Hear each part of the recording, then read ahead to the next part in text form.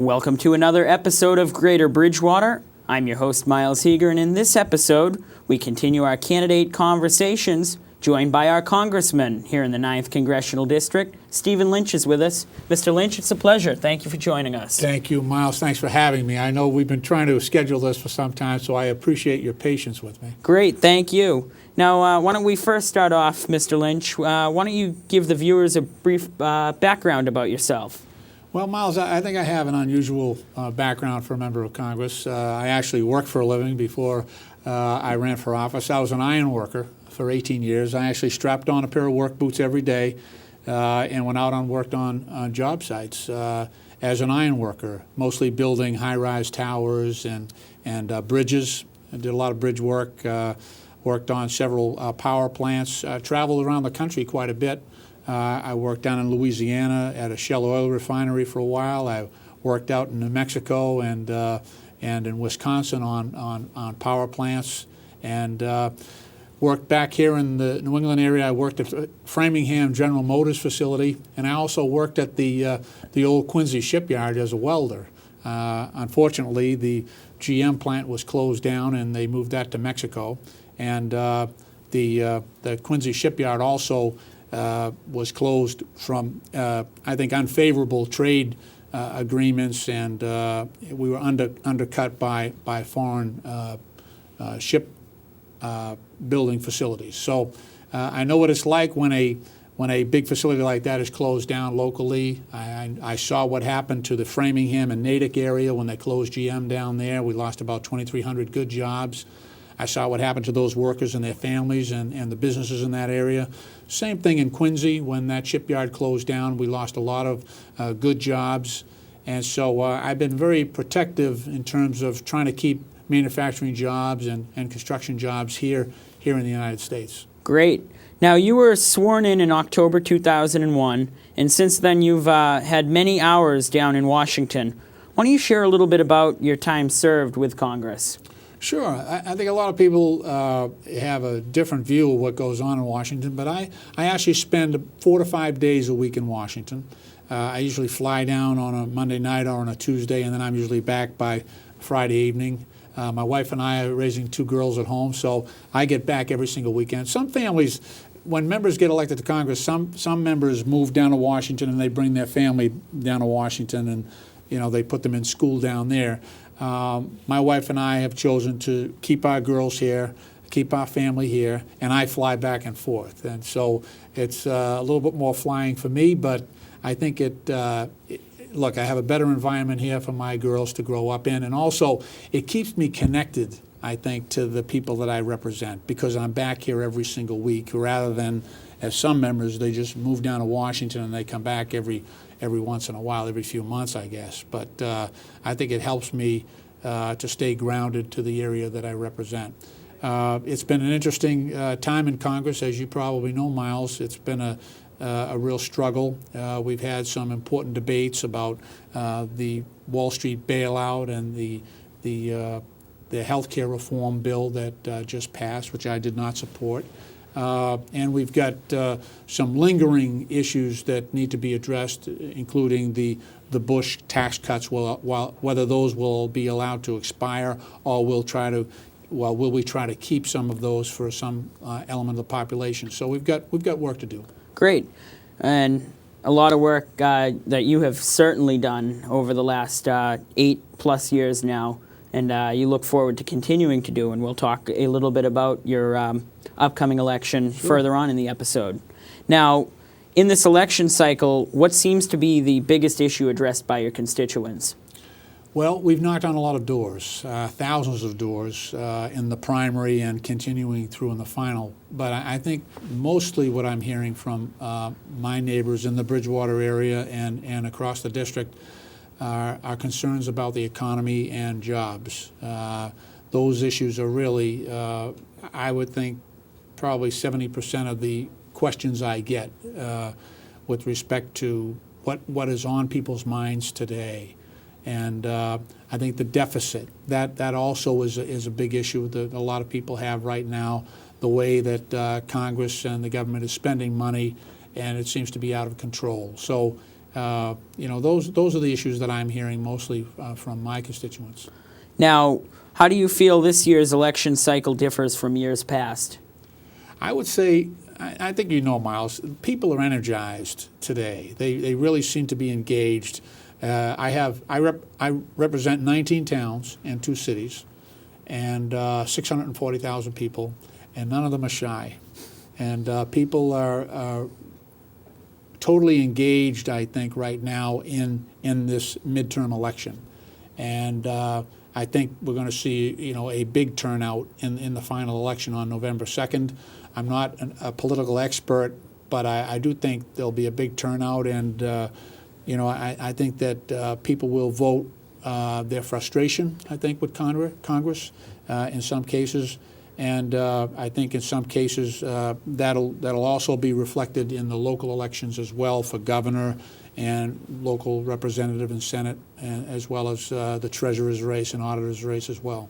Now, of your 8+ years served down in the House of Congress in Washington, what is your proudest moment? Well, there have been a lot of proud moments, but I think when I got into Washington after the attacks on September 11th, I was elected in the primary, and then in October, as you mentioned, I became a member of Congress. There was a plan already in place to close the 3 VA hospitals in my district. Those Veterans Administration hospitals service tens of thousands of U.S. veterans, not only in Massachusetts, but also every morning there's a bus that leaves Concord, New Hampshire, and Manchester, New Hampshire, as well as parts of Maine, to come down here to our facilities. I represent Brockton, which has the Brockton VA. I represent West Roxbury, that has the West Roxbury VA, and I represent Jamaica Plain, that has the JP VA. And the Bush administration was going to close those 3 down, and I fought back. And I was on the Veterans Affairs Committee at the time, and we rallied not only all of the members in the House, but also members from New Hampshire and Vermont and Maine, who's also their members, their constituents use our facilities as well. And we were able to keep those 3 VA hospitals open against the odds. And I was a new member of Congress, but I think that's probably one of the issues that's helped me, I think, establish myself, and it's been the one that I think's had the most profound effect on the people that I represent, especially veterans and their families. A couple of other things. A while ago, we had a serious suicide epidemic in the Boston area. We had 16 young men under the age of 16 take their own lives, and I was able to coordinate a local hospital, the Tufts, formerly New England Medical Center, as well as a couple of factories in my district, to actually create a residential facility for adolescents. And I was able to get some federal money to help that situation. Also, I brought in a lot of the construction trades that did work and actually retrofitted a beautiful facility. It's called the Cushing House for Boys, and later on we extended beds for young women too, because they were having similar problems. And so I created an institution where there was none, that helped a lot of young people who are in a very difficult situation. And I would say one of the other great accomplishments that I've had is establishing a charter school, the Boston Collegiate Charter School. I'm a founder of that school. For many years, a lot of families in Boston were moving out because of the schools they felt were unsafe or inadequate. And now we've created a charter school that focuses on college curriculums and college attendance.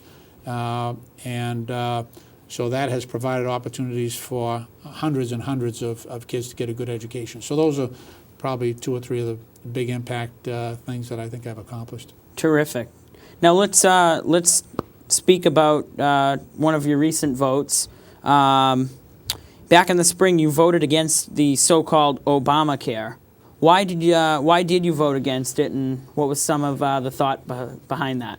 Sure. Well, to really give you the abbreviated version, I did not think that the Senate bill, the so-called Obamacare bill, contain costs in any way. And if we are going to try to extend health care to people, we need to be able to contain costs. Unfortunately, the bill that passed did a number of things. Number one, it gave an antitrust exemption to insurance companies. And what an antitrust exemption does, it allows, at the federal level, insurance companies to basically fix prices, and they fix them very high. And so they are not subject to antitrust laws. They're allowed to act as monopolies or as cartels. And so without downward pressure on those insurance companies' prices, we're just going to put more and more of our dollars towards health care.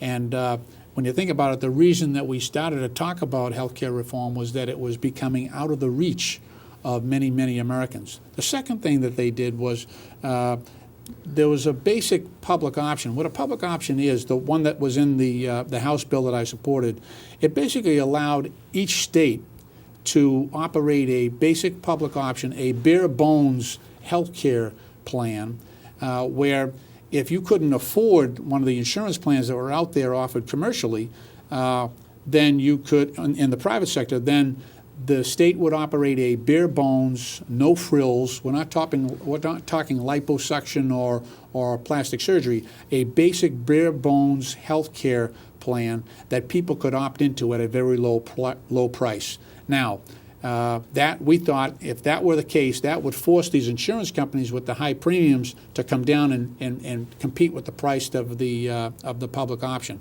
That was taken out. So the insurance companies did not like the public option idea, and once that went away, they were pretty much okay with the bill. The third thing that I thought was very bad about the bill passed, the health care bill passed by Congress, is that it puts a special tax starting in 2018 on people who have high-cost health care. So I use the example of people who work at Gillette. That's one of the big employers in the district.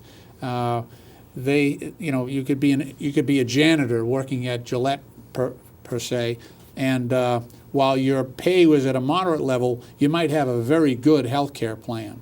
So for that person, beginning in 2018, and for tens of thousands of people in this district, what's going to happen in 2018 under this new bill, you're going to get taxed on your income, which is how we get taxed now, but then you're going to get a separate tax based on the value of your health care coverage, not by what you use, but on the value of your health care coverage. So starting in 2018, there's going to be a whole new tax applied.